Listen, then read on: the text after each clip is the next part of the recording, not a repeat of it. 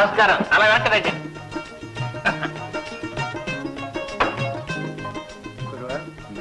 గాంధీ టోపీ పెట్టాడా? కాదురా సుషా, గాంధీకే టోపీ పెట్టాడు. నన్ను ఇక్కడ కూర్చోబెట్టావేరా? ఇవాళ యాకాదశి కాదరా, ఎవరు చూస్తే భయమేరా. అందరూ తగ్గోళ్ళు తాగేవాళ్ళే.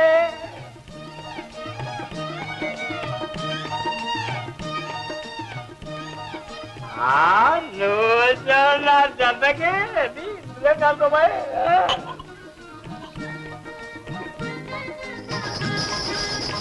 ఏంటయ్యా ఖర్చు డబ్బు ఇవ్వకుండా వచ్చావు? అది సరేగా ఎంత పోతాం ఇక్కడ కిందకు వచ్చామంట. ఇది నిజంగా సారా కాదురా, అమృతారా. చూడయ్యుడు లేడరా పేరెక్కి పిలుస్తున్నా, తాగితే తాగినట్టేడాలే. కడతాలు ఎందుకట, అది ఫీల్డ్ అయిపోదా? రే సగా అమృతం నీ కడుపు పోట్లేదా? తాగితే తప్పేముంది అన్నాడు మన గురుగారు. ఈడికాడు తెలుసు. అయితే తాగు. Hi, I've got foreign whiskey here. Yes, yes. అంటాడా? ఏట అర్థం కాకుండా ఉంది. ఏటా అయింది? ఏం లేదు, ఇది అడుగుతున్నాడు. వా సీత ఏమంటే కూకండి, కావాల్సినంత సరుకు సప్లా చేస్తాం. ఏటా ఎంత పూర్తిగా ఉన్నాడు, డబ్బులు ఎగతాడు ఏటే? అలాగే అంటున్నాడు. వచ్చిన పని చూసుకో, బాగానంత వరుస.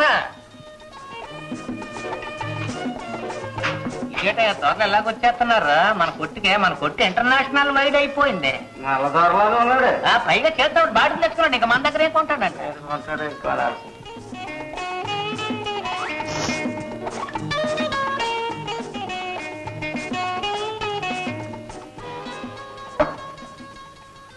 Bloody Arik.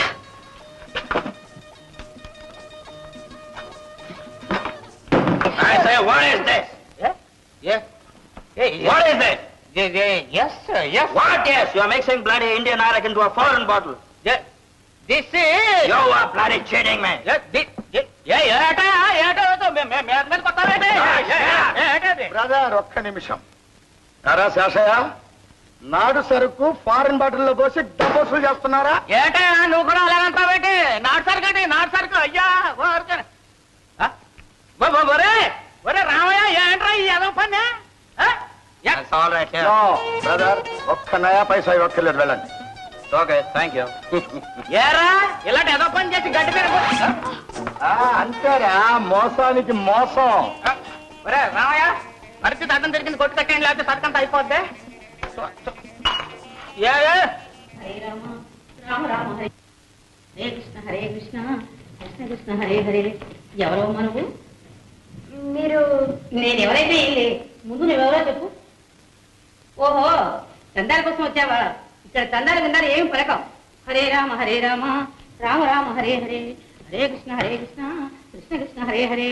మస్తా వీరు సుందరమ్మ గారు. ఓహో, మందరమ్మ గారా? ఏమిటి వాగుతున్నావు? అబ్బే వాగలేదండి, సుందరమ్మ గారు అనబోయి మందరమ్మ గారు అన్నాను. అంటావు. అమ్మగారు ఎక్కడ? ఎందుకా చెప్పవయ్యా.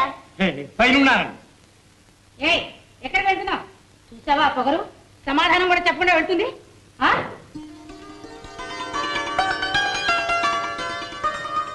ఎవరు? నమస్కారం అండి. పేరు నమస్కారమా? అబ్బే కాదండి, నా పేరు శాంత. ఓహో, ఏం పని మీద వచ్చావు? చదువు చెప్పడానికి. ఎవరికి? నాకా? అబ్బే కాదండి, రాంబాబు గారు. రాంబాబు తనకి చదువు చెప్పమని చెప్పమ్మా. అదేనండి, వారు చదువు చెప్పమని అడిగారండి, నేను చెప్పడానికి వచ్చానండి. ఈ ఊరేనండి, ధర్మయ్య గారి అమ్మాయిని. ధర్మయ్య గారి అమ్మాయివా? ఏదో పట్నంలో చదువుకుంటున్నావని విన్నాను. అవునండి, బిఏ పాస్ అయ్యాను. ఇప్పుడు మాస్టర్ పని చేస్తున్నావా? గ్రామ సేవకుగా గవర్నమెంట్ వారు నన్ను ఊరికి అపాయింట్ చేశారు. మీ నాన్నగారు అక్కయ్య అంతా బాగున్నారా? అందరూ బాగున్నారండి. అసలు మా రాంబాబు నీకెలా తెలుసు? అదండి, నేను గ్రామ సేవకుగా ఈ ఊర్లో ఒక నైట్ స్కూల్ స్టార్ట్ చేశానండి.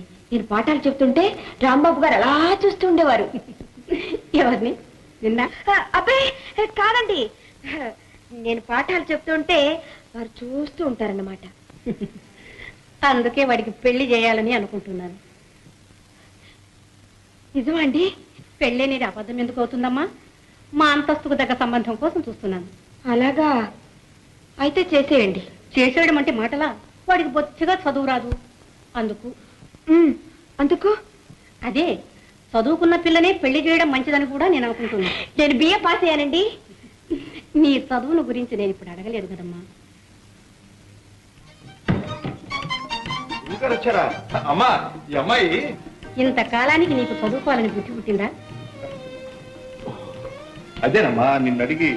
ఈ మాత్రానికి నన్ను అడగాల? చదువుకోవడం మంచిదేగా. శ్రద్ధగా మాత్రం చదువు. శ్రద్ధగానే చదువుతానమ్మా.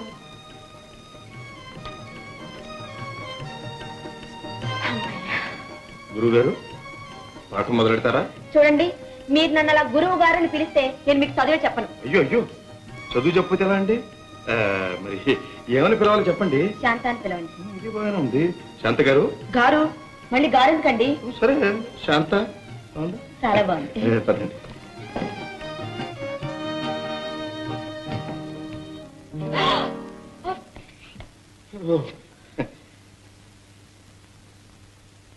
నీ సిద్ధం చేసే ఉంచా.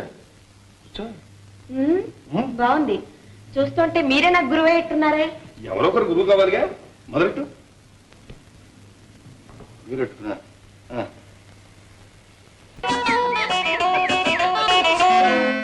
ఏ అలా అయిపోయారే? ఇంతగా ప్రేమించుకున్నప్పుడు ఇక్కడి చిందులు ఎందుకమ్మా? ఒక్క మాట నాతో చెప్తే బాగుండేదిగా. నాన్న, పిచ్చి పిల్ల, చదువు యొక్క ఫలితం ఆడది మగాడితో చనువుగా తిరగడానికే కదమ్మా. మీ ఉద్దేశం? తండ్రికి బిడ్డ పట్ల సదుద్దేశమే ఉంటుంది ప్రసాద్. దారులు మారి దగా పడబోతున్నప్పుడు తండ్రి బాధ్యత పెచ్చు పెరుగుతుంది. సూటిగా చెప్పండి. నా మాట ఘాటుగా ఉందని బాధపడతావేమో. ప్రసాద్, మీ తాత తండ్రుల దగ్గర నుంచి మన రెండు కుటుంబాలకు మధ్య వైరమనే సంగతి తెలుసా? తెలుసు. తెలిసి కూడా మా అమ్మాయితో ఇంత చనువుగా ప్రవర్తిస్తున్నావంటే కారణం వారొక్కరే కాదు నాన్న, నేను కూడా. అమ్మాయి. అవును నాన్న, తరతరాలుగా మన కుటుంబాల మధ్య ఉన్న వైషమ్యాలు తొలగిపోవాలంటే ఇలా ప్రేమించి పెళ్లాడమే శరణ్యం అంటావు. అవునండి. ఆశయం బాగానే ఉంది. అందుకు మీ అమ్మగారు ఇష్టపడకపోతే తరువాత ఆమె కష్టానికి నా బాధ్యత ఉండదు. భేష్, నీలాంటి గుండె ధైర్యం గల వాడిని నా అల్లుడుగా చేసుకోవడానికి నా అభ్యంతరం ఉండదు. నాన్న, నీ సుఖం కంటే నాకు కావాల్సిందే ఉందమ్మా. ఆ భూషయ్య కుటుంబంతో బియ్యమగడం.